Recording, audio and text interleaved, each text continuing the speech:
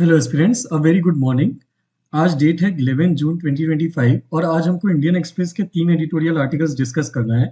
पहला आर्टिकल जो है ये इंडिया और यूरोप के रिलेशन से रिलेट करता है कि जो नए टाइम आ रहा है, जो ट्रम्प के आने के बाद जो टाइम चल रहा है, उसके कंटेक्स्ट में इंडिया और यूरोप के रिलेशंस को कौन सी डायरेक्शन में ले जाना चाहिए। दूसरा आर्टिकल है असम गवर्नमेंट के एक डिसीजन को लेके, जिसमें उन्होंने इलीगल माइग्रेंट्स को रिमूव करने के लिए एक नया डिसीजन लिया है, जिसपे एक छोटा सा यहाँ पे एक एनालिसिस आया है। एंड देन उसके बाद तीसरा आर्टिकल आता है यहाँ पे, हमारा डीएस हुड्डा जी ने एक आर्टिकल लिखा है।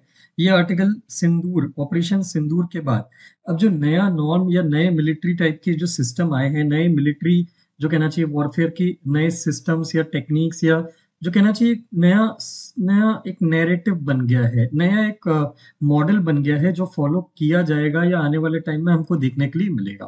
तो इस चीज को यहाँ पे एनालाइज करता है। ये तीनों आर्टिकल्स को हम डिस्कस करेंगे और उसके बाद मैं आपको एक मेंस का क्वेश्चन का आंसर राइटिंग या मेंस आंसर राइटिंग का क्वेश्चन भी बताऊंगा। तो वीडियो को एंड तक देखिएगा, तभी आपको क्वेश्चन जो है यहाँ पे बनेगा इस डिस्कशन को सुनने के बाद। अदर देन दैट मैं जस्ट आपको एक रिमाइंडर देना चाहूंगा कि कल 10 जून 2025 को हमारा जीएस का फाउंडेशन बैच स्टार्ट हो गया है। तो अगर आप ये जीएस के फाउंडेशन बैच को अटेंड करना चाहते हैं, हमारे साथ जीएस पढ़ना चाहते हैं, तो आप मुझे इस नंबर पे कांटेक्ट कर सकते हैं, दैट इज 8962291192। इस पे आप मुझे व्हाट्सएप या कॉल कुछ भी कर सकते हैं। हमारे जीएस का कोर्स बहुत ही अफोर्डेबल प्राइस पे रखा गया है और इसमें प्रीलिम्स मेंस दोनों की तैयारी हम मिलके एक साथ में करेंगे। हमारा एम रहेगा कि हम यूपीएससी के लिए बहुत अच्छे से मिलके तैयारी करें for the purpose of clearing the exam. तो अब यहाँ पे डिस्कस करते हैं ओल्ड कॉन्टिनेंट्स राइजिंग। यहाँ पे ये आर्टिकल जो है ये सी राजा मोहन जी ने लिखा है, जो हमने पहले भी देखा है कि इंटरनेशनल रिलेशंस के मैटर पे कुछ जो आर्टिकल्स लिखते हैं इंडियन एक्सप्रेस में मेनली। तो यहाँ पे इन्होंने स्टार्ट कैसे दिया है, जैसे इंट्रो यहाँ पे ये है कि हमारे जो फॉरेन एक्सटर्नल अफेयर्स मिनिस्टर जो है एस जयशंकर जी, ये अभी इस वीक यूरोप विजिट कर रहे हैं और प्राइम मिनिस्टर नरेंद्र मोदी जी भी ये कनाडा ट्रेवल करेंगे G7 समिट के लिए। और उसके बाद दो European countries that is Cyprus and Croatia, वहां पे एक हॉल्ट लेते हुए इंडिया वापस आएंगे। तो अब राजा मोहन जी का कहना है कि ये बहुत ही इंपॉर्टेंट चीजें हैं, ये जो नए डेवलपमेंट, ये जो इम्पोर्टेंट यूरोप के ऊपर हमारा जो एम्फेसिस जा रहा है कि हमारे लीडरशिप जो है वहां पे विजिट कर रही है ज्यादा से ज्यादा, इसका एक सिग्निफिकेंस है, ये अभी के टाइम में बहुत ज्यादा मैटर करता है। रीजन बीइंग दिल्ली जो है ये जो यूरोप पे अपना फोकस बढ़ा रहा है, ये इस बात का एक्नॉलेज करती है, ये इस बात को बेसिकली एक्सेप्ट करती है कि यूएस, रशिया और चाइना, ये तीन कंट्रीज जो हैं, ये कंट्रीज आपस में एक मेजर पावर्स जो हैं, ये आपस में एक बहुत बड़ा, मतलब कहना चाहिए वर्ल्ड में एक बहुत ही अनस्टेबिलिटी क्रिएट कर रहे हैं। और यूरोप, वहां पे यूरोप के साथ हमारे रिलेशंस को डेवलप करना, वहां पे हमारी इनकी जो अनस्टेबिलिटी, इनके थ्रू जो इनस्टेबिलिटी क्रिएट हो रही है, उन इनस्टेबिलिटी से डील करने में हेल्प करेगा। एंड ऑथर का ये भी कहना है कि अब इंडिया और यूरोप के बीच में एक नए स्ट्रेटेजिक कोऑपरेशन की नई पॉसिबिलिटी जो है, ये अब इमर्ज होके निकल के आएगी। The thing is there is a lot of things going on in Europe and America, between Europe and America. And ये जो यूरोप और अमेरिका के बीच में जो रिलेशनशिप के बहुत अप डाउन चल रहे हैं, उसके कारण जो बेसिकली इन मतलब वर्ल्ड जो है बड़े ही इनस्टेबल कंडीशन में जा रहा है, बाइपोलैरिटी की तरफ जा रहा है। ऐसी कंडीशन में जा रहा है जहाँ पे दो या तीन मेजर कंट्रीज जो हैं, ये यहाँ पे अपने आप को बहुत ज्यादा अपना इन्फ्लुएंस कैरी करना चाहती हैं या रखना चाहती हैं, और बाकी के वर्ल्ड को थोड़ा सा दबाना चाहती हैं। तो उस केस में यहाँ पे हमारा जो ये नेगोशिएशन या डिस्कशन है, या हमारा जो एंगेजमेंट है इन कंट्रीज के साथ, वह आगे आने वाले टाइम में ग्लोबल जियोपॉलिटिक्स जो है उसको शेप करने में हेल्प करेगा। जैसे पहली बात करें, जैसे हम अभी दो चीजों की बात कर रहे थे कि हमारे पीएम जो है ये G7 जा रहे हैं, और हमारे जो फॉरेन एक्सटर्नल अफेयर्स मिनिस्टर हैं ये यूरोप जा रहे हैं। तो अब ये G7 और यूरोप का सिग्निफिकेंस क्या है। जैसे G7 जो है ये वेस्टर्न वर्ल्ड जो है, डेवलप्ड कंट्रीज जो है, सबसे डेवलप्ड कंट्रीज वेस्टर्न वर्ल्ड की, उनकी एक कलेक्टिव ग्रुपिंग है। इस ग्रुपिंग में कौन कौन आता है, US, Canada, UK, Germany, France, Italy और जापान। तो यहाँ पे ये जो G7 की कलेक्टिव वॉइस है, ये जो G7 ऑर्गेनाइजेशन है, ये हमेशा से बाकी के वर्ल्ड की पॉलिसीज को डिक्टेट करने की कोशिश करता आया है, क्योंकि इनका बहुत बड़ा इन्फ्लुएंस यहाँ पे रहता है। लेकिन यहाँ पे अब ये जो G7 है, ये राजा मोहन जी कहते हैं ये G7 जो है ये खुद अभी काफ़ी अनस्टेबल हो गया है, क्योंकि यूएस में जब से डोनाल्ड ट्रम्प आए हैं, तब से इस ऑर्गेनाइज़ेशन को काफ़ी प्रॉब्लम होने लगी है। ये यूएस जो है, ये इनकी जो G7 की स्ट्रेंथ है, इन 7 कंट्रीज़ की यूनिटी में ही चलती है। लेकिन यहाँ पे इनकी यूनिटी अब ब्रेक हो रही है, इनकी G7 की ग्रुपिंग जो है वो अब टूटने की कगार पे आने लगी है। ये बहुत अंदर के अंदर डिफरेंसेस और डिवीज़न आने लगे हैं। जैसे कनाडा में लास्ट समिट अभी हो रहा है 2025 में, जिसमें हमारे पीएम मोदी जी को इनवाइट किया गया है। इसके पहले कनाडा में लास्ट समिट हुआ था 2018 में, जब वहाँ पे जो यूरोपियन जब जब 2018 वो साल था जब ट्रम्प अपनी फर्स्ट प्रेसिडेंसी जो है वहाँ पे यूएस में हैंडल या होल्ड कर रहे थे। तो तब भी ट्रम्प की जो है इन कंट्रीज के साथ वहाँ पे समिट में डिफरेंसेस आए थे। ट्रम्प का ये मानना है, ट्रम्प के इन कंट्रीज के साथ या यूएस के इन कंट्रीज के साथ क्या डिफरेंस आ रहे हैं। जैसे ट्रम्प को ये लगता है कि ये बाकी की जितनी भी कंट्रीज हैं, ये बाकी सारी कंट्रीज ये फ्री राइडर्स हैं, मतलब ये अमेरिका के खर्चे पे अपनी सिक्योरिटी को मेंटेन करते हैं और उससे अमेरिका को कोई फायदा नहीं होता। इन लोगों को अपनी सिक्योरिटी की रिस्पॉन्सिबिलिटी खुद भी लेनी चाहिए और हमारे साथ मिल के काम करना चाहिए, ना कि हमारी दम पे जीना चाहिए। इससे दूसरी कंट्रीज को ऑब्वियसली काफी बुरा लगता है। दूसरी चीज यहाँ पे इनको लगता है कि ये जो एलाइज है, मतलब यूएस के जो दोस्त हैं, ये जो पार्टनर कंट्रीज हैं G7 में, ये इनके साथ अनफेयर ट्रेड प्रैक्टिसेस करते हैं। मतलब ये यूएस के गुड्स एंड सर्विसेज पे तो हाई टैरिफ लगाते हैं, लेकिन यूएस इनके ऊपर हाई टैरिफ नहीं लगाता। इससे इन कंट्रीज के यूएस के इन कंट्रीज के साथ जो ट्रेड रिलेशन है वो वीक हो रहे हैं। ट्रम्प ने यूरोप के साथ भी अपने रिलेशन काफी वीक कर दिए हैं। जैसे ट्रम्प ने रिसेंटली नाटो को NATO known North Atlantic Treaty Organization, जो अमेरिका और यूरोप के बीच में एक मिलिट्री अलायंस है, उसको भी वीक कर दिया है। उसने अपनी फंडिंग जो है वहां पे उस फंडिंग को भी कट शॉर्ट कर दिया है, जिससे इनकी जो कलेक्टिव मिलिट्री स्ट्रेंथ और फोर्स है उसमें बहुत ज्यादा वीकनेस आ गई है। इसके अलावा इन्होंने फाइव आइज नाम की एक एजेंसी है, मतलब एक अलायंस है, उसको भी उन्होंने डिसरिगार्ड किया है। फाइव आइज अलायंस क्या है? जैसे ये वर्ल्ड की सबसे पावरफुल जो 5 कंट्रीज है, that is Australia, US, France, UK and there is this Germany. तो इनका जो इंटेलिजेंस है, sorry Canada, not Germany, Canada, इनका जो इंटेलिजेंस है ये आपस में शेयर करते हैं अक्रॉस द वर्ल्ड, जो भी चल रहा है उसको लेके। इनकी प्राइवेट बातों का एक ग्रुप है बेसिकली। तो ये इसके लिए भी उन्होंने डिसरिगार्ड शो करा है कि ये एजेंसी किसी काम की नहीं है, इसमें हर कोई अपने इंटरेस्ट का सोचता है और अमेरिका के अपने खुद के इंटरेस्ट है। इसके साथ साथ में उन्होंने कनाडा को ये भी बोला है कि ये यूएस का 51st स्टेट बनाना चाहते हैं। कनाडा जो है वो उसका एग्जिस्टेंस नहीं मानते, वो बोलते हैं कि Canada is nothing else but should be a state of US, जिससे कनाडा को ऑब्वियसली बुरा लगता है। तो ट्रम्प का जो सेकंड प्रेसिडेंटशिप यहाँ पे आया है, इससे G7 और वीक हो गया है, क्योंकि दे नो कि Trump is not a person जो कोऑपरेटिव नेचर का है। तो वहां पे उनको ये चीज समझ में नहीं आ रही कि वो चीज डील कैसे करें। Now they the option which they feel is right is to stay away और go away with US and find their alternate partners. वो वर्ल्ड में दूसरे ट्रस्टेबल और रिलायबल पार्टनर्स ढूंढने की जो है वो बात कर रहे हैं। और उसी कंटेक्स्ट में हमारे जो कनाडा के जो न्यू पीएम जो इलेक्ट होके आए हैं अभी, दैट इज माइक कार्नी, इन्होंने इंडिया में प्राइम मिनिस्टर ने, इंडिया कनाडा के रिलेशन वीक होने के बावजूद इन्होंने जो है पीएम मोदी जी को इनवाइट किया है G7 के समिट में, क्योंकि ही रियलाइजेस कि कनाडा के लिए इंडिया एक इम्पॉर्टेंट पार्टनर है अगर यूएस से उनके रिलेशन वीक हो रहे हैं उस कंटेक्स्ट में। तो इसके साथ साथ में ट्रम्प जो है वर्ल्ड या ग्लोबल ऑर्डर के लिए भी कोई खास स्टेप नहीं ले रहा। जैसे यूक्रेन के ऊपर रशिया इतने अटैक कर रहा है, या यूक्रेन और रशिया की जो फाइट चल रही है, वॉर चल रहा है, उसमें ट्रम्प ने जो है यूक्रेन को डिफेंड करने के लिए बहुत कम सपोर्ट प्रोवाइड किया है, ऐसा G7 कंट्रीज को लगता है। तो ये जो मार्क कार्नी का इन्विटेशन है पीएम मोदी के लिए, ये बेसिकली एक नया एफर्ट है उनकी तरफ से कि कनाडा अपने इंटरनेशनल रिलेशंस को अब ठीक करे। ये तो हमने देखा कि कनाडा, यूएस और इंडिया के बीच में क्या चल रहा है। सिमिलरली यूरोप की भी कंडीशन थोड़ी सी अब चेंज हो रही है, डायनामिक्स चेंज हो रही है। जैसे जो कंट्रीज जो पहले यूरोप से दूर जाने की या अलग होने की बात करती थी, या यूरोप की पॉलिसी से अपनी पॉलिसी अलग रखने की कोशिश करती थी, in fact now they are cooperating with their own member countries, EU's member countries, in order to improve their strength and position, क्योंकि नाउ दे हैव अंडरस्टूड कि यूएस पे रिलाई करना एक बहुत बड़ी गलती हो सकती है। जैसे यूके में जो वहाँ के प्राइम मिनिस्टर हैं कीर स्टारमर, उन्होंने बेसिकली जो हमेशा से यूरोप और यूएस के रिलेशन को स्ट्रॉन्ग रखने के फेवर में हुआ करते थे, अब वो उस रिलेशन को वीक डायरेक्शन में ले जाने की कोशिश कर रहे हैं, या वो उनको ये समझ में आ गया कि दोनों के रिलेशन ट्रम्प के अंदर में काफी वीक जा रहे हैं, and it is better to orient towards Europe than to go towards US. US की तरफ ज्यादा हाथ बढ़ाने से अच्छा है यूरोप को ज्यादा स्ट्रॉन्ग किया जाए, जिससे दोनों यूरोप जो है अपने आप में स्ट्रॉन्ग बने और डिपेंडेंट बने, और यूएस के ऊपर उसकी कोई डिपेंडेंसी ना रहे। यूके ने यू के साथ एक डिफेंस का पैक्ट भी साइन किया है 2024, just 2025, just this year itself UK ने यू के साथ एक डिफेंस पैक्ट किया है जो यूरोप की ब्रिटेन के लिए जो स्ट्रेटेजिक इंपॉर्टेंस है उसको एक्नॉलेज और एक्सेप्ट करता है। सिमिलरली जर्मनी जो है, जर्मनी भी यहाँ पे काफी चेंजेस देखने के लिए मिल रहे हैं। उनके जो चांसलर है फ्रीडरिक मर्ज, उन्होंने भी जर्मनी की फॉरेन पॉलिसी को अब थोड़ा चेंज करना शुरू करा है। जैसे जर्मनी हमेशा से या most of the time since a considerable period of historical time, पिछले 20-30 सालों में वो यूरोप की सिक्योरिटी को लेके पैसिवली काम करता है, अपने आप को ज़्यादा एक्टिवली एंगेज नहीं करता, वो अपने ऊपर ज़्यादा डिपेंडेंट रहता है।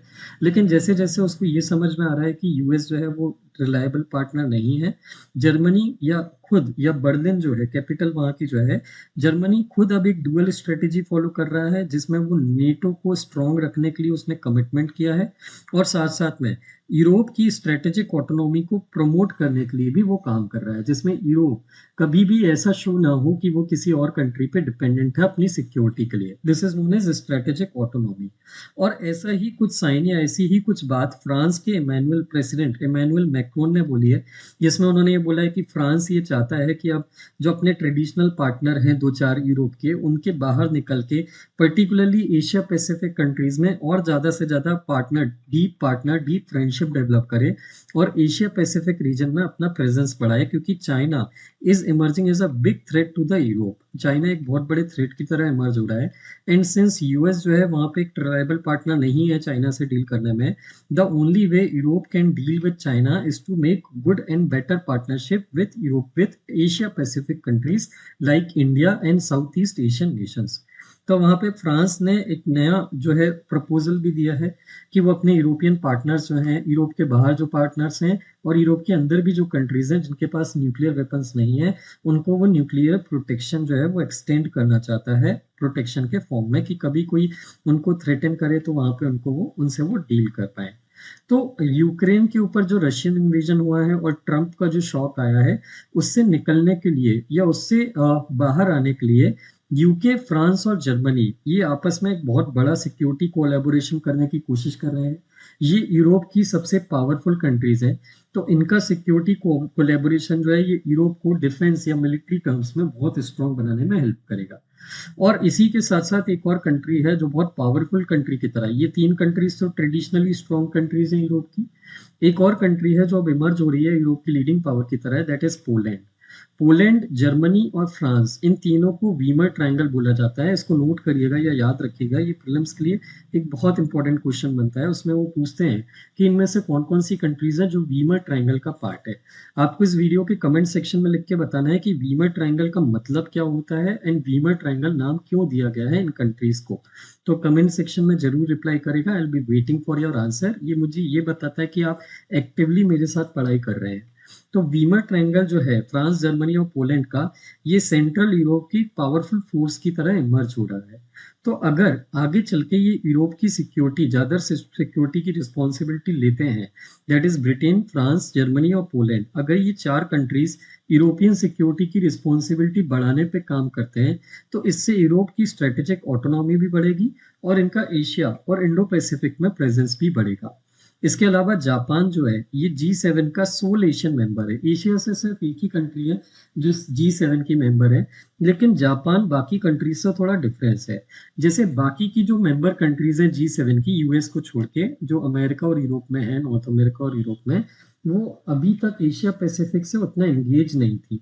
लेकिन जापान तो हमेशा से ही एंगेज रहा है, और जापान की तो हमेशा से ये पॉलिसी ही रही है कि वो एशियन सिक्योरिटी में पार्टिसिपेट करे और यूरोपियन कंट्रीज को भी प्रमोट करता आया है कि आपको भी एशियन कंट्रीज के साथ ज़्यादा एंगेज करना चाहिए। Only when you engage with Asian countries then you will be able to control और रिस्ट्रेन चाइना और उनकी जो असर्टिवनेस है, जो इस रीजन में इन्फ्लुएंस और असर्टिवनेस बढ़ रही है, वो आप तभी रोक सकते हो जब आप एशियन कंट्रीज के साथ पार्टनरशिप बढ़ाओगे।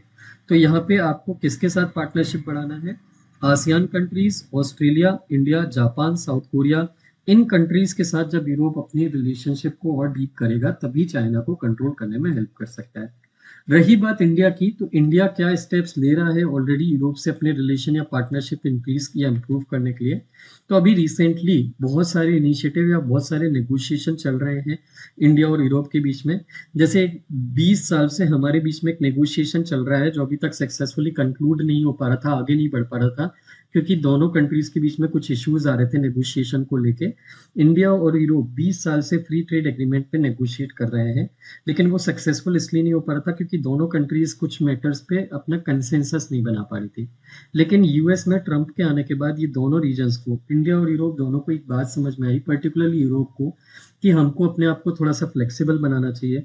अगर हम बहुत ज़्यादा रिजिड बने रहेंगे तो हम इंडिया के साथ अपने रिलेशन डेवलप नहीं कर पाएंगे, और अगर इंडिया के साथ अच्छे रिलेशन डेवलप नहीं हुए तो एशिया पैसिफिक रीजन में हमको अपना एक प्रॉपर पोजीशन एस्टेब्लिश करने में प्रॉब्लम आएगी। तो अब ये लगता है, मतलब जो 20 साल से नहीं हो पा रहा था, ऐसा अंदाजा है कि आने वाले 2 साल के अंदर इंडिया और यूरोप के बीच में फ्री ट्रेड एग्रीमेंट हो जाएगा। इसके साथ साथ में इंडिया ने यूरोप के साथ एक एग्रीमेंट भी साइन किया है मिडिल ईस्ट कंट्रीज को मिला के, that is India middle east Europe economic corridor. ये एक इकोनॉमिक कॉरिडोर है जो इंडिया से निकल के मिडिल ईस्ट कंट्रीज से होते हुए यूरोप में जाएगा, और जिस रूट से ट्रेड कंडक्ट होगा ताकि चाइना का जो बेल्ट एंड रोड इनिशिएटिव है उसको काउंटर किया जा सके। इसके अलावा इंडिया, यूरोपियन यूनियन और इंडिया ने मिलकर एक ट्रेड और टेक्नोलॉजी काउंसिल भी बनाया है 2023 में, जिसके अंदर में दोनों कंट्रीज, दोनों रीजन जो है, ये जो एडवांस फील्ड है साइंस एंड टेक्नोलॉजी की इमर्जिंग, उसमें मिलकर काम करेंगे, जैसे कि AI, quantum computing, outer space और ग्रीन टेक्नोलॉजी। यूरोप ने अपना एक रियाम प्लान भी निकाला है 2025 में। इसके अंदर में European countries, member countries fund contribute करके एक 800 बिलियन यूरो का एक फंड भी बनाएंगे जो बाय 2030 यूरोप के डिफेंस मॉडर्नाइजेशन में काम करेगा। और ये इंडिया के लिए भी काफी हेल्पफुल है क्योंकि इंडिया यहाँ पे अब एक नेट इंपोर्टर नहीं बनेगा। अगर यूरोप का ये प्लान चलता है तो इंडिया अगर इसके कोई कोलेबोरेशन करता है तो इंडिया और यूरोप मिल के साथ में डिफेंस के प्रोडक्ट्स का को डेवलपमेंट कर सकते हैं। तो पॉइंट ये है कि यूरोप के लिए इंडिया अब एक बहुत इंपॉर्टेंट पार्टनर है, प्रोस्पेक्टिव पार्टनर है, both economically and militarily, considering the fact that China से उनको डील करना है और यूएस से रिलेशन खराब हो रहे हैं। तो वहाँ पे इंडिया उनको एक बहुत अच्छी होप देता है और पोजीशन देता है। दोनों मिलके एक मल्टीपोलर ग्लोबल ऑर्डर बना सकते हैं जहाँ पे कोई 2 या 3 कंट्रीज के बीच में पूरी पावर कंसंट्रेटेड ना हो। जैसा कि हमको देखने के लिए मिल रहा है कि पूरा वर्ल्ड 2 ग्रुप में डिवाइड हो रहा है, एक यूएस लेड और एक China led. This is called as bipolar world. अगर इंडिया और यूरोप की अच्छी पार्टनरशिप बनती है तो ये बाईपोलर वर्ल्ड को मल्टीपोलर वर्ल्ड में कन्वर्ट करने में हेल्प करेगा। So this was the first article and a very good article related to Europe and India. एक सेकेंड आर्टिकल आता है बॉर्डर विजिल्स से रिलेटेड। यहाँ पे ये असम गवर्नमेंट का एक रिसेंटली डिसीजन लिया है उन्होंने, जो डिसीजन काफी क्वेश्चनेबल है। तो उसी आर्टिकल के ऊपर एक डिस्कशन आया है। तो यहाँ पे असम गवर्नमेंट ने एक डिसीजन लिया है कि वो एक immigrant expulsion from Assam act 1950 को फिर से ऑपरेशनलाइज करेंगे, जिसके अंदर में जो भी इंडिविजुअल जो फॉरेनर्स की तरह आइडेंटिफाई हुए हैं, फॉरेनर्स मतलब इलीगल फॉरेनर्स जो बिना किसी परमिशन, बिना किसी लीगल डॉक्यूमेंटेशन के इंडिया के बॉर्डर के अंदर, असम के बॉर्डर के अंदर आए हैं और वहाँ पे रह रहे हैं, और डिस्ट्रिक्ट कलेक्टर उनको आइडेंटिफाई करता है as a suspicious foreigner individual, तो वो उसको डायरेक्टली एक्सपेल करने के ऑर्डर दे सकता है अपनी बॉर्डर से। ये बेसिकली एक बड़ी अजीब सी प्रोसीजर है। जैसे सिटीजनशिप अमेंडमेंट एक्ट के सेक्शन 6A के अंदर में एक ट्रिब्यूनल बनाया गया है, फॉरेनर्स ट्रिब्यूनल।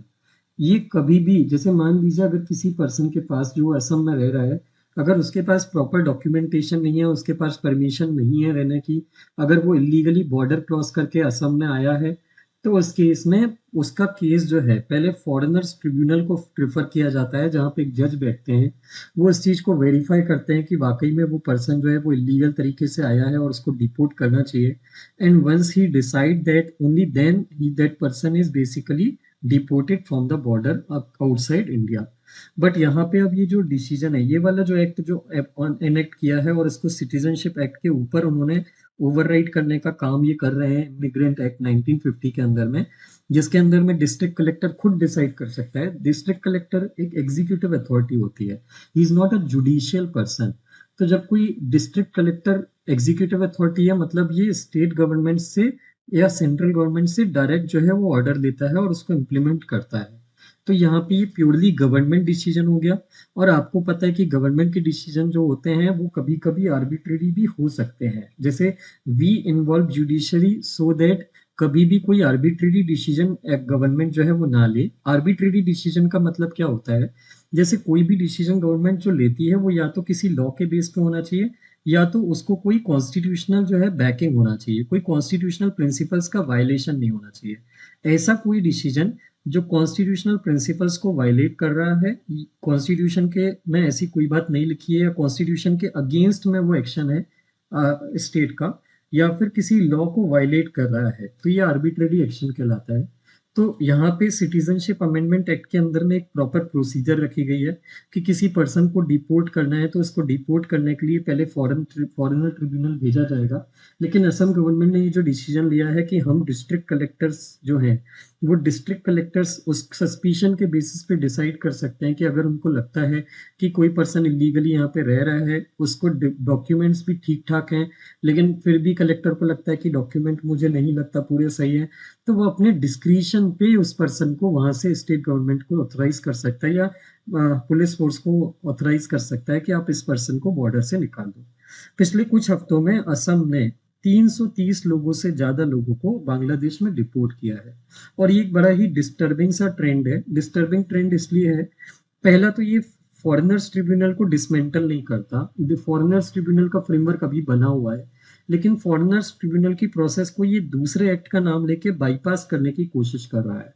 इससे प्रॉब्लम क्या है, इससे प्रॉब्लम ये है कि जैसे जो जो बॉर्डर है, जैसे गवर्नमेंट जो होती है वो किसी रूलिंग पार्टी से बनी होती है, और जब इलेक्शन आते हैं तो गवर्नमेंट या गवर्नमेंट के अंदर जो बैठी हुई पॉलिटिकल पार्टी है वो कम्युनल बेसिस पे भी डिसीजन ले सकती है और उससे कुछ वोट गेन करने की कोशिश कर सकती है। हम ये प्रॉपर फ्रेमवर्क बनाती ही इसलिए है फॉरेनर ट्रिब्यूनल टाइप का, ताकि वहां पे गवर्नमेंट अपने इलेक्शन या किसी सेल्फिश इंटरेस्ट के लिए के टर्म्स में कोई डिसीजन ना ले, और उससे किसी पर्सन जो है उस पर्सन की लाइफ को या प्रॉपर्टी को या लिबर्टी को कोई हार्म ना हो। लेकिन गवर्नमेंट ये जो एक्ट कर रही है, डिस्ट्रिक्ट कलेक्टर के थ्रू लोगों के ऊपर एक्शन ले रही है, उनको डिपोर्ट कर रही है, ये बड़ा ही डिस्टर्बिंग सा ट्रेंड है, क्योंकि ये एग्जीक्यूटिव को ये पावर देता है कि वो अपने डिस्क्रिशन पे अपने पॉलिटिकल एडवांटेज के लिए लोगों को सुनवाई का मौका दिए बिना कंट्री से या स्टेट से डिपोर्ट कर सकती है। और ये लोग जो होते हैं, ये लोग ठीक है, वो बात सही है, जैसे सुप्रीम कोर्ट ने भी बोला है कि भाई इलीगल डिपोर्टेशन अनलिमिटेड या लिमिटेडलेस नहीं चल सकता, क्योंकि लिमिटलेस चलेगा तो उस केस में हमारे भी रिसोर्सेज जो है वो लिमिटेड है, तो उन पे भी प्रेशर आता है। लेकिन आप समझिए, इनमें से सारे लोग अपने इंटरेस्ट से यहाँ नहीं आते या एंजॉयमेंट या प्लेजर के लिए यहाँ नहीं आते। बहुत सारे लोग ऐसे हैं जिनको उनकी कंट्री में कोई ना कोई परसिक्यूशन या हार्म या जो इशू है, मतलब जो लाइफ को जो थ्रेट बोलना चाहिए वो लाइफ को थ्रेट है, इसलिए वो भाग के आए हैं। तो पहले तो गवर्नमेंट का एक प्रोसीजर जो होता है, सिस्टमेटिक प्रोसीजर, गवर्नमेंट को वो सिस्टमेटिक प्रोसीजर फॉलो करने की कोशिश करना चाहिए। उनको ये इंश्योर करने की कोशिश करना चाहिए कि जिन लोगों को वो भेज रहे हैं उनकी लाइफ को कोई खतरा ना हो। दूसरी कंट्री से बात भी कर सकते हैं, नेगोशिएट भी कर सकते हैं कि आपके यहाँ से जो लोग हमारे यहाँ आए हैं उनकी लाइफ को आप प्रोटेक्ट करिए और इनको वापस लीजिए, और धीरे धीरे करके उनको वहां पे वापस भेज सकते हैं बिना उनकी लाइफ को थ्रेट किए। और एक सिस्टमेटिक प्रोसीजर यहाँ पे फॉरेन ट्रिब्यूनल्स वाली फॉलो करना चाहिए, क्योंकि गवर्नमेंट के डिस्क्रिप्शन पे जब आप चीजें छोड़ने लगते हैं तो लोगों की फंडामेंटल राइट्स या जो कहना चाहिए जो एक बेसिक ह्यूमन राइट्स होते हैं उनका भी वायलेशन होने लगता है।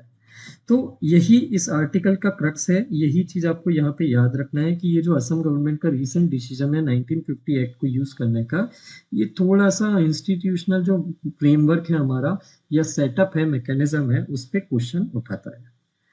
उसके बाद आते हैं हम तीसरे आर्टिकल पे, तीसरा important article that is written by DS Hooda ji. तो अब ये डीएस हुड्डा जी कौन है, ये बेसिकली इंडियन आर्मी के नदन कमांड के general officer commanding in chief रह चुके हैं। तो अब इनका क्या कहना है, जैसे ये बोल रहे हैं कि ऑपरेशन सिंदूर के बाद इंडिया पाकिस्तान के बीच में जो कन्फ्लिक्ट चलती है, वो कॉन्फ्लिक्ट में एक नया सा नॉर्म्स सेट हो गया है, पुरानी नई सी एक प्रोसेस सेट हो गई है। आने वाले टाइम में हम जो पॉलिसी फॉलो करेंगे उस पॉलिसी में बहुत से चेंजेस आने के लिए हमको देखने के लिए मिलेंगे और ऑलरेडी देखने के लिए मिल भी रहे हैं। तो अब इनका क्या कहना है, जैसे इनका कहना है कि ठीक है, ऑपरेशन सिंदूर हुआ तो ऑपरेशन सिंदूर से हमने दो चीजें बेसिकली हमने मेजर करी। पहली चीज हमने ये मेजर करी कि भाई कितने लोगों की जान गई, कितने लोगों का इफेक्ट हुआ, कितने टेररिस्ट किल हुए। दूसरा हमने ये भी देखा कि कितने वेपन्स हमारे डिस्ट्रॉय हुए, कितने वेपन्स उनके डिस्ट्रॉय हुए, कितना डैमेज हमने उनके मिलिट्री एसेट्स को किया। तो इनका कहना है हुड्डा जी का कि ये वाला एनालिसिस तो ठीक है, ये तो एक शॉर्ट टर्म एनालिसिस है जो हमको ये बताता है कि करेंटली वॉर में किसको कितना क्या हासिल हुआ। लेकिन अभी इससे हमको बहुत सारे लेसन सीखने के लिए भी मिलते हैं आगे के लिए। ये जो हमारी कन्फ्लिक्ट हुई अभी ऑपरेशन सिंदूर के अंदर में, इसके जो लेसन्स हैं वो आने वाले टाइम में हमको बहुत काम आने वाले हैं। जैसे बहुत सारी चीजें हमने यहाँ पे ये इंडिकेट करता है, इस कन्फ्लिक्ट ने हमारी एक चीज हमको इंडिकेट करी कि बहुत सारी चीजें अब हमने हमारे सिस्टम में चेंज कर ली है। जैसे पहली चीज कि अब हमने एक स्ट्रेटेजिक डॉक्ट्रिन फॉलो करना शुरू कर दी है of punitive military response to major terror attack. जैसे पहले जब हमारे यहाँ टेरर अटैक हुआ करते थे तो हम दूसरी कंट्रीज को जो है हम बेसिकली रिक्वेस्ट किया करते थे कि आप जाके पाकिस्तान को बोलो कि इसने गलत किया या उसके अगेंस्ट में कोई सैंक्शन लगाओ। हम पाकिस्तान से बातचीत खत्म कर देते थे, ट्रेड खत्म कर देते थे और बात खत्म हो जाती थी, हम बहुत सालों तक उनसे बात नहीं करते थे। लेकिन अब हम एक नई स्ट्रेटेजिक डॉक्ट्रिन फॉलो करने लगे हैं जिसमें अगर हमारे यहाँ कोई टेरर अटैक होता है जो बेसिकली पाकिस्तान से ओरिजिनेट हुआ है, तो अब हम सिर्फ इतने पे नहीं रुकते कि बात खत्म कर ली, ट्रेड कम कर दिया, दूसरी कंट्रीज को रिक्वेस्ट कर ली। Now what we do is punitive military response. हम एक मिलिट्री रिस्पॉन्स करते हैं जो उनके टेरर अटैक के लिए उनको पनिश करने की कोशिश करता है। प्राइम मिनिस्टर जो है उन्होंने एक स्टेटमेंट भी दिया था कि इंडिया अब से गवर्नमेंट स्पॉन्सर टेररिज्म और टेररिस्ट मास्टरमाइंड के बीच में डिस्टिंग्विश नहीं करेगा। पाकिस्तान से ओरिजिनेटेड कोई भी अटैक पाकिस्तान की तरफ से ओरिजिनेटेड माना जाएगा, मतलब इररेस्पेक्टिव ऑफ द फैक्ट कि गवर्नमेंट इन्वॉल्व है कि नहीं है, हम यही मान के चलेंगे कि वो पाकिस्तान की तरफ से ही हमारे ऊपर अटैक है और हम उसी के अकॉर्डिंगली रिस्पॉन्स देंगे। अगर पाकिस्तान टेररिज्म को कंट्रोल करने के लिए कोई अच्छा एक्शन नहीं ले रहा है, so the only way to show them कि we are ready to counter you is by taking a punitive military action. तो ये जो मिलिट्री फोर्स का यूज करना हमने शुरू करा है ना, जो अभी रिसेंट की हमारी 10 साल के अंदर की पॉलिसी है। जैसे 2016 में हमने सर्जिकल स्ट्राइक करी थी वहां पे, 2019 में हमने बालाकोट एयर स्ट्राइक करी थी। तो यहाँ पे हम ये जो नई पॉलिसी फॉलो करने लगे हैं, ये पॉलिसी इंडिकेट करती है कि हम सामने वाली कंट्री को ये मैसेज पहुंचाना चाहते हैं कि अगर आपकी तरफ से कोई टेरर अटैक होता है, so there will be some cost associated with it. आपको उसका कुछ हर्जाना या जो नुकसान है वो आपको भी उठाना पड़ेगा। It is not like that we are going to take up the losses alone. हम अटैक करेंगे, आपके एसेट्स को डिस्ट्रॉय करेंगे, आपके बेसिस को डिस्ट्रॉय करेंगे, आपके टेरर कैंप्स को डिस्ट्रॉय करेंगे and you will be the one equally suffering from the losses. तो यहाँ पे ये जो हमारी चेंज्ड पॉलिसी है, ये पहला इम्प्लीकेशन है ऑपरेशन सिंदूर का कि हम लॉन्ग टर्म में अब हमारी पॉलिसी ये बन चुकी है। ऑपरेशन सिंदूर ने ये चीज कंफर्म कर दी है। दूसरी चीज, फ्यूचर में पाकिस्तान अपनी न्यूक्लियर डिटरेंस कैपेबिलिटी की तरफ और लीन हो सकता है। आने वाले टाइम में पॉसिबिलिटी हो सकती है कि जितना पाकिस्तान हमको न्यूक्लियर थ्रेट अभी देता है और उससे ज्यादा थ्रेट हमको देने लगे, दूसरी कंट्रीज को भी ये धमकियां देने लगे कि अगर इंडिया को अगर आपने रोकने की कोशिश नहीं करी तो आप हमको बाद में मत बोलिएगा कि हमने न्यूक्लियर अटैक कर दिया। तो ये सारी चीजें पाकिस्तान अब करने लगा है, लेकिन इंडिया ने अब इसको भी इग्नोर करना शुरू कर दिया है। इंडिया ने ये क्लियर कट इंडिकेट कर दिया है कि nuclear threat is not going to work against us. We are going to take action which are going to be damaging for you also, even if you threaten the nuclear deterrence और nuclear weapons to us. तीसरा, यहाँ पे victory और defeat के जो notion है वो material loss पे नहीं चलते, वॉर के नैरेटिव पे चलते हैं। जैसे एक चीज आपने ऑब्जर्व करी होगी, ऑपरेशन सिंदूर जब कंडक्ट हुआ और उसके बीच में उसके बाद जो कंफ्लिक्ट हुई इंडिया पाकिस्तान के बीच में, उस कंफ्लिक्ट के बाद किसी भी कंट्री ने हार डिक्लेयर नहीं करी कि हमारा लॉस हुआ है। किसी भी कंट्री ने ये एक्सेप्ट नहीं किया। Both the countries in front of the world kept declaring कि हमारी जीत हुई है। और जीत शो करने के लिए उनके जो जो ऑपरेशनल, जैसे हम जीत हार कैसे डिसाइड करते हैं कि किसने ज्यादा जो है अटैक किया, किसने ज्यादा डिस्ट्रक्शन किया और कम लॉसेस बियर करे। लेकिन अब कंट्रीज क्या करती हैं, वो ऐसा हिसाब किताब नहीं करती कि हमारा ज्यादा लॉस हुआ कि ज्यादा हमने डिस्ट्रॉय किया।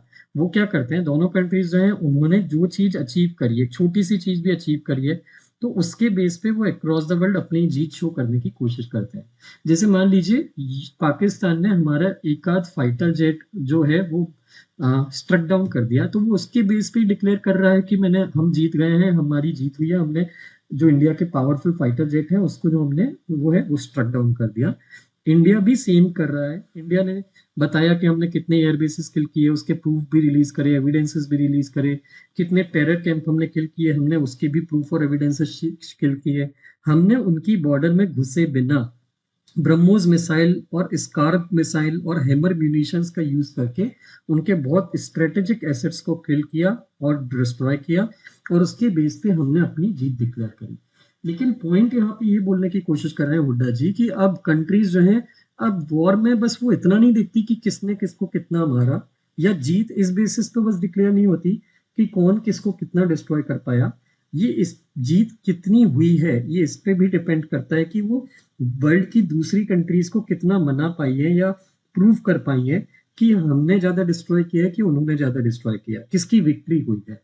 तो यहाँ पे ये एक नया ट्रेंड आया है या नया सिस्टम या नया नॉर्म बना है जिसमें कंट्रीज ना सिर्फ मिलिटरीली अटैक करती हैं और डिस्ट्रक्शन करने की कोशिश करती हैं, बल्कि डिप्लोमेटिक चैनल्स के थ्रू दूसरी कंट्रीज को अपने फेवर में लेने की भी कोशिश करने लगती हैं। पहले क्या होता था, वॉर हो जाता था, क्राइसिस हो जाती थी, उसके बाद बाकी कंट्रीज आके इनके साथ बात करती थी या दोनों के बीच में बात कराने की कोशिश करती थी। अब क्या होता है, वॉर जब चल रहा होता है उसके सेम टाइम पे, वॉर चालू होने के पहले ही और वॉर चालू होने के साथ ही, कंट्रीज पहले दूसरी कंट्रीज, जो कंट्रीज वॉर में इन्वॉल्व है, वो पहले दूसरी कंट्रीज को डिप्लोमेटिकली अपने फेवर में लेने की कोशिश करती हैं और उनके अपने साइड में लेके अपना नैरेटिव कि वो क्यों सही है ये उनको मॉरली बिलीव कराने की कोशिश करती हैं, ताकि वॉर में उनको मॉरल सपोर्ट और ज्यादा से ज्यादा मिल पाए। तीसरी इंपॉर्टेंट चीज जो इस वॉर से या कंफ्लिक्ट से निकल के आई है वो है अनमैन्ड या लॉन्ग रेंज सिस्टम का यूज करना। ह्यूमन लॉसेस को कम कम करने के लिए, मिलिट्री पर्सनल के लॉसेस को कम करने के लिए जो है वो ड्रोन्स का यूज करना अब शुरू किया जा रहा है। जैसे कामिकाजे ड्रोन्स हो गए, लॉइटरिंग म्यूनिशंस हो गए, मिसाइल्स हो गई, काउंटर ड्रोन सिस्टम्स हो गए। इस कंफ्लिक्ट में हमको इनके यूज के ऊपर एम्फेसिस ज्यादा देखने के लिए मिला, ताकि मिलिट्री पर्सनल्स की डेथ कम से कम हो। तो कुछ लोग जो हैं, जैसे कुछ एक्सपर्ट जो हैं वो ये भी बोल रहे हैं कि ये साउथ एशिया का पहला ड्रोन वॉर है। हालांकि ये कंप्लीटली एक पूरा ड्रोन वॉर नहीं है या उतने बड़े लेवल का ड्रोन वॉर नहीं है, क्योंकि यहाँ पे बहुत लिमिटेड स्केल पे कंफ्लिक्ट हुई थी। प्लस यूक्रेन और रशिया के बीच में जिस लेवल पे ड्रोन की कंफ्लिक्ट हो रही है, ड्रोन का यूज किया जा रहा है, इंडिया पाकिस्तान की कंफ्लिक्ट में उतने लेवल पे यूज नहीं किया जा रहा है। लेकिन हालांकि हमारा मुद्दा वो नहीं है डिस्कशन का। हुड्डा जी का कहना है कि ये जो शुरुआत हुई है ड्रोन्स की, अनमैन्ड व्हीकल्स की, लॉइटरिंग म्यूनिशंस की, मिसाइल्स की ज्यादा से ज्यादा यूज करने की, ये ट्रेंड बताती है कि आने वाले जो वॉर्स होंगे वो मैन पावर से ज्यादा टेक्नोलॉजी पे बेस्ड होंगे, और दोनों कंट्रीज ऑलरेडी ऑर्डर्स प्लेस करने लगी हैं इस टाइप के वेपन सिस्टम्स के लिए। इंडिया ने भी कई कंट्रीज को ऑर्डर प्लेस कर दिए हैं इस टाइप के पावरफुल ड्रोन्स और काउंटर ड्रोन सिस्टम्स के लिए। पाकिस्तान ने भी चाइना और टर्की को ऑर्डर प्लेस कर दिया है इस टाइप के सिस्टम्स का जो है वेपन्स के लिए, ताकि आगे की कंफ्लिक्ट में वो हमारे अगेंस्ट में इन वेपन्स को यूज कर पाए। तो जैसे इंडिया आने वाले टाइम में जो अपना मिलिट्री का रिस्पॉन्स शार्पन कर रहा है क्रॉस बॉर्डर टेररिज्म से डील करने के लिए, हुड्डा जी कहते हैं कि इन सारी चीजों को देखते हुए दो चीजें क्लियर है कि हमको अपना क्रॉस बॉर्डर टेररिज्म के लिए आगे के लिए मिलिट्री रिस्पॉन्स तो शार्प करना ही है, क्योंकि ये अभी तो क्लियर है कि पाकिस्तान ऐसा कोई इंक्लिनेशन शो नहीं कर रहा कि वो टेररिज्म को अपनी जमीन पर कंट्रोल करने के लिए कोई स्टेप लेगा। तो हमको मिलिटरीली तो तैयार होना ही होना है। बट एक इम्पॉर्टेंट चीज जो इंडिया को और करना चाहिए वो ये कि पैरेलल में इंडिया की डिप्लोमेसी चलते रहना चाहिए। इंडिया को अपनी डिप्लोमेटिक चैनल्स का यूज करके आने वाले कुछ टाइम में सारी कंट्रीज को ये बिलीव करा देना चाहिए या प्रूव कर देना चाहिए कि Pakistan is the sole cause और reason for unstability in the South Asian region because of basically the support it provides to terrorism.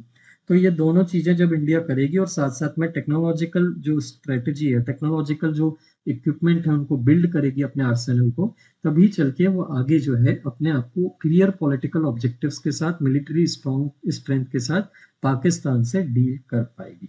So this was the whole article. This was all about this article was about DS Hooda जी का ये article बहुत अच्छा article है. ये आपको mains की answer writing में बहुत ज़्यादा हेल्प करेगा. अदर देन दैट हमारा जो यूट्यूब चैनल है उस पे ये हमारे 3 आर्टिकल एडिटोरियल आर्टिकल का डिस्कशन कंप्लीट होता है. इन 3 आर्टिकल में से एक आर्टिकल पे डेली मेंस का एक आंसर राइटिंग का क्वेश्चन बना के हमने हमारे YouTube channel lumen IAS foundation के शॉर्ट वाले सेक्शन में ऑलरेडी अपलोड कर दिया है. तो उस शॉर्ट वाले सेक्शन में जाके क्वेश्चन देखिएगा और उसका आंसर लिख के हमारे टेलीग्राम चैनल पे उसी क्वेश्चन के अंदर कमेंट सेक्शन में पोस्ट करेगा. I will be waiting for your answer. Other than that हमारा एक टेलीग्राम चैनल है, जैसा कि मैंने अभी आपको बताया. तो आपको डेली मेंस आंसर राइटिंग के क्वेश्चन अगर आपको चाहिए हैं, अगर आप उस क्वेश्चन को देखना चाहते हैं और उसका आंसर पोस्ट करना चाहते हैं, तो इस वीडियो के डिस्क्रिप्शन में हमारे टेलीग्राम चैनल की भी लिंक आपको मिल जाएगी. Thank you very much for watching the video.